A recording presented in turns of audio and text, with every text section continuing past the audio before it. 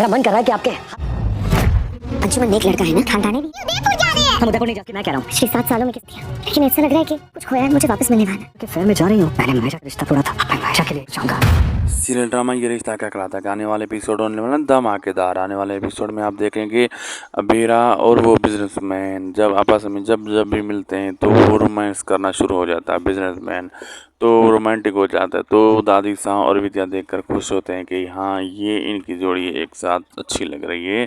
तो लेकिन अबीरा इस बात को सीरियस नहीं लेती। दूसरी तरफ ये भी दिखाया जाएगा कि अबीरा अरमान को वो कहेगी मायरा कि हम उदयपुर जा रहे हैं। अरमान मना कर देता है, लेकिन उसके बगैर वो चली जाती है उदयपुर।